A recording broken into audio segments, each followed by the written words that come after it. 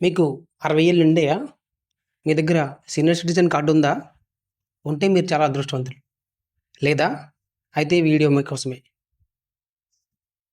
ఆంధ్రప్రదేశ్ ప్రభుత్వం ప్రవేశపెట్టిన senior citizen card కోసం ఎలా అప్లై చేసుకోవాలి? దానికున్న అర్హతలేమిటి? అవన్నీ కూడా ఈ వీడియోలో తెలుసుకుందాం. సీనియర్ సిటిజన్ కార్డ్ అంటే సీనియర్స్‌కి ఇచ్చేది. సీనియర్స్ అంటే ఎవరు? మన రాష్ట్రంలో లేదా మన దేశంలో ఉన్న 60 సంవత్సరాలు నిండిన వృద్ధులకు ఇచ్చే ఒక కార్డ్. మరి ఈ కార్డ్ వల్ల ప్రయోజనాలు ఏంటంటారు? నాకు ఆధార్ కార్డ్ ఉంది. ఆధార్ కార్డ్‌లో వయసు ఉంటది కదా! మరి ఇంకా సీనియర్ సిటిజన్ కార్డ్‌తో ఏంటి ఉపయోగం అనుకుంటున్నారా? ఉన్నాయండి ఉపయోగాలు. ఏంటి అంటే, మనం ఎక్కడికైనా వెళ్ళినప్పుడు సీనియర్ సిటిజన్ కోటాలో రాయితీ కావాలంటే ఏం చూపిస్తాం? ఆధార్ కార్డ్ చూపిస్తాం. ఆధార్ కార్డ్ చూసి మనకి రాయితీ ఇస్తారు.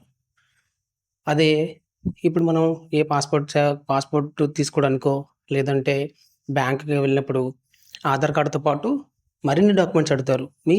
మీరు సీనియర్ సిటిజన్ అని నిరూపించుకోవడానికి. అలాగే ఇప్పుడు ఏదైనా ప్రభుత్వ పథకాలు కావాలంటే ఆధార్ కార్డ్ కావాలంటారు, ఓటర్ కార్డ్ కావాలంటారు. ఇలా ఒక్కొక్క పథకానికి ఒక్కొక్క రకమైన ప్రూఫ్ అడుగుతారు. సో వీటన్నిటి ఇలా ఒక్కొక్క దగ్గర ఒక్కొక్క ప్రూఫ్ చూపించే కన్నా ఇలా సీనియర్ సిటిజన్స్‌ని ఇబ్బందులకి గురి చేయకుండా ఉండడానికి ప్రభుత్వం తీసుకొచ్చిన కొత్త రకమైన ప్రూఫ్ సీనియర్ సిటిజన్ కార్డ్. అంటే ఏ ప్రభుత్వ పథకానికైనా, రాయితీ తీసుకోవడానికైనా, బ్యాంక్ డిపాజిట్‌లకైనా, లేదా ఇన్సూరెన్స్‌ల కోసమైనా, ఎక్కడికి వెళ్ళినా సరే ఒకే ఒక proof senior citizen card proof ఉంటే చాలు.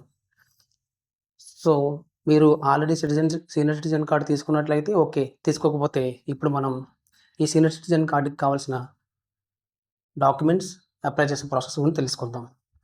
ఇక ఈ సీనియర్ సిటిజన్ కార్డ్ అప్లై చేయడానికి కావాల్సిన డాక్యుమెంట్ ఓన్లీ ఒకటే ఒకటి. అది Aadhaar card, application, passport size photo. దాంతోపాటు మీ ఆధార్ కార్డ్‌కి ఫోన్ నంబర్ ఖచ్చితంగా లింక్ అయ్యి ఉండాలి. ఎందుకంటే అప్లై చేసేటప్పుడు మీ ఆధార్ కార్డ్‌కి లింక్ అయిన ఫోన్‌కి ఓటీపీ వెళ్తుంది. ఆ ఓటీపీ ఇచ్చిన తర్వాత ఆథెంటికేషన్ సక్సెస్ అయ్యి అప్లికేషన్ ప్రాసెస్ అనేది స్టార్ట్ అవుతుంది. ఇక ఎక్కడ అప్లై చేసుకోవాలి? ఆంధ్రప్రదేశ్‌లో అయితే మీరు ఏ గ్రామ వార్డు సచివాలయంకి వెళ్ళినా సరే అప్లై చేసుకోవచ్చు. దీనికి చలానా ఫీజు అంటే రుసుము రూ. 40గా నిర్ణయించారు గవర్నమెంట్. అదే వేరే రాష్ట్రాల్లో అయితే రాష్ట్రానికి సంబంధించిన దివ్యాంగుల కార్యాలయాలు ఉంటాయి కదా! ఆ కార్యాలయాల్లో అప్లై చేసుకోవాలి. ఇక ఈ సీనియర్ సిటిజన్ కార్డ్‌లో మన ఆంధ్రప్రదేశ్ ప్రభుత్వం 2 కేటగిరీల్లో విభజించింది.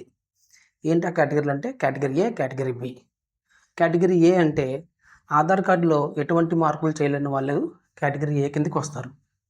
కేటగిరీ బి అంటే ఆధార్ కార్డ్‌లో ఏమైనా మార్పులు చేసుంటే గనక వాళ్ళు కేటగిరీ బి కింద వస్తారు. దీనికి మీరు అప్లికేషన్‌తో పాటు ఆధార్ కార్డ్ హిస్టరీ అనేది ప్రొవైడ్ చేయాలి. ఆధార్ కార్డ్ హిస్టరీ కూడా మీకు సచివాలయంలో ఇస్తారు. లేదా మీరు బయటన కూడా తీసుకోవచ్చు. యూఐడీఏ వెబ్‌సైట్ నుంచి మీరు ఆ ఆధార్ హిస్టరీని తీసుకోవచ్చు. సో, వీటి వల్ల ఉపయోగాలు ఏంటంటారా? లేదంటే నష్టం ఏంటంటారా అంటే ఆధార్ కార్డ్‌లో మీరు ఏ చేంజెస్ చేయకపోతే మీరు అప్లికేషన్ పెట్టుకున్న రోజే వెంటనే మీకు కార్డ్ అనేది వస్తుంది. అది కేటగిరీ ఏ. ఒకవేళ మీరు ఆధార్ కార్డ్‌లో పేరు గాని, వయసు గాని ఇలాంటివి ఏమైనా మార్పులు చేసుంటే గనక దానికి మీకు ఒక వారం రోజులు టైం అనేది పడుతుంది. మీరు కార్డ్ కోసం అప్లికేషన్ పెట్టుకున్న తర్వాత గ్రామ వార్డు సచివాలయంలో మీరు అప్లికేషన్ పెట్టుకున్న తర్వాత మీ అప్లికేషన్ అనేది నెక్స్ట్ లెవెల్ ఆఫీసర్‌కి పంపించడం జరుగుతుంది. ఆ నెక్స్ట్ లెవెల్‌లో ఉన్న ఆఫీసర్ మీరు ఆధార్ కార్డ్‌లో మార్పులు దేనికోసం చేశారు? ఒకవేళ మీరు వయసు గాని మార్చుకున్నట్లయితే, మీరు మార్చుకున్న వయసు, ఇప్పుడున్న వయసు కాలిక్యులేట్ చేసి మీరు మార్చుకున్న వయసుతో కూడా మీరు 60 సంవత్సరాలు మీకు నిండినట్లయితే మీ అప్లికేషన్ అనేది వాళ్ళు అప్రూవ్ చేయడం జరుగుతుంది. అప్రూవ్ చేసిన తర్వాత మీకు సీనియర్ సిటిజన్ కార్డ్ అనేది వస్తుంది. దాన్ని మీరు మళ్ళీ సచివాలయానికి వెళ్లి తీసుకోవాల్సొస్తుంది. ఇక్కడ మీరు గమనించాల్సింది ఇంకోటేంటంటే, సచివాలయంలో కేవలం మీకు నార్మల్‌గా పేపర్ మీద ప్రింట్ మాత్రం ఇస్తారు.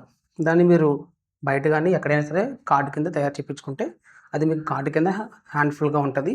మీరు ఎక్కడికి వెళ్ళినప్పుడు కూడా సేమ్ ఆధార్ కార్డ్‌లా లేదా ఓటర్ ఐడీ కార్డ్‌లాగా మీరు జేబులో పెట్టుకొని వెళ్ళొచ్చు.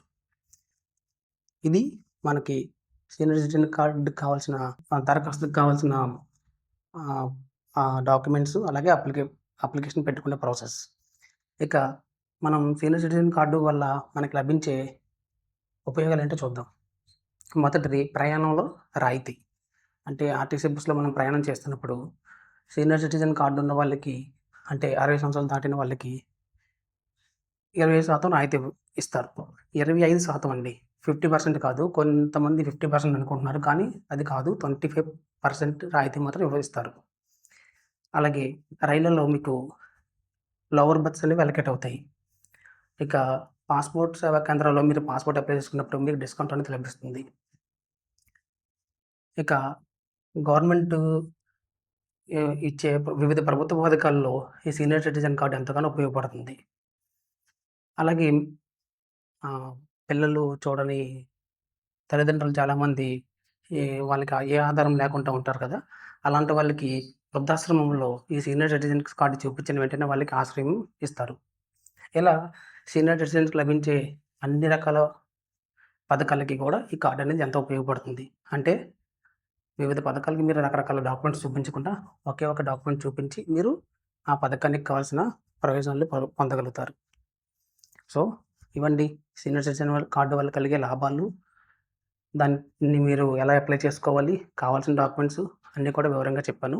ఇంకా మీకేమైనా డౌట్స్ ఉంటే కామెంట్స్ రూపంలో తెలియజేస్తే నేను మీకు వెంటనే సమాధానం ఇస్తాను. వీడియో చూసినందుకు చాలా ధన్యవాదములు. మీరు వెంటనే వెళ్ళి 60 సంవత్సరాలు మగవాళ్ళకి, 58 సంవత్సరాలు స్త్రీలకి నిండిన వారు ఎవరైనా ఉంటే వెంటనే మీ దగ్గరలో ఉన్న సచివాలయంకి వెళ్ళి ఈ కార్డ్ అప్లై చేసుకొని ప్రభుత్వం ఇచ్చే వివిధ బెనిఫిట్స్‌ని పొందగలుగుతారు. Thank you very much.